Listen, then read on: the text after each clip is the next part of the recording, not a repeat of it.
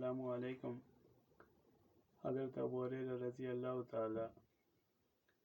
عنہ سے مروی ہے کہ رسول اللہ صلی اللہ علیہ وسلم نے فرمایا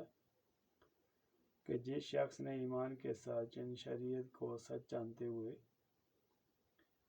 اور فرضیت رمضان کا اعتقاد رکھتے ہوئے اور طلب ثواب کی خاطر یعنی کسی خوف یا ریا کے طور پر نہیں بلکہ خالصتاً اللہ تعالیٰ کے لیے رمضان کا روزہ رکھا تو اس کے وہ گناہ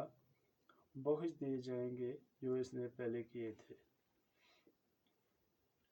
نیز جو شخص ایمان کے ساتھ طلب ثواب کی خاطر رمضان میں کھڑا ہوا یعنی راتوں کو نوافل و تراویح پڑھی تو اس کے 2 گناہ بخش دیے جائیں گے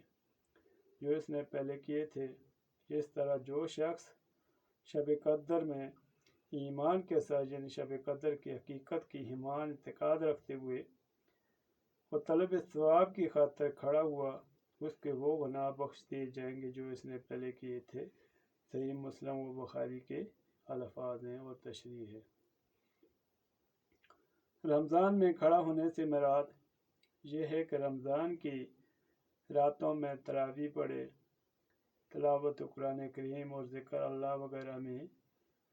شامل رہے۔ نیز اگرچہ حرمین شریف میں ہو تو طواف و عمرہ کرے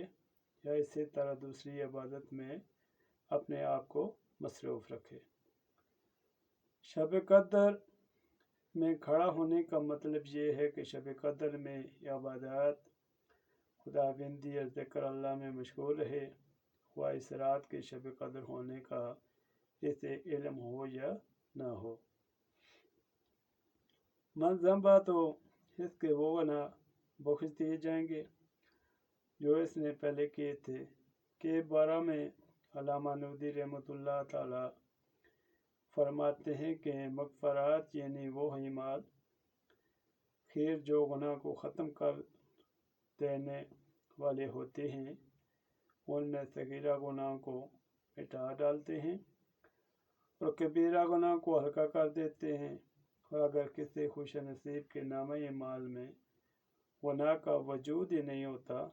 تو پھر مغفرات کی وجہ سے جنت میں اس کے درجات بلند کر دیے جاتے ہیں۔ ایک حدیث میں آیا ہے کہ اگر لوگوں کو معلوم ہو جائے کہ رمضان کیا چیز ہے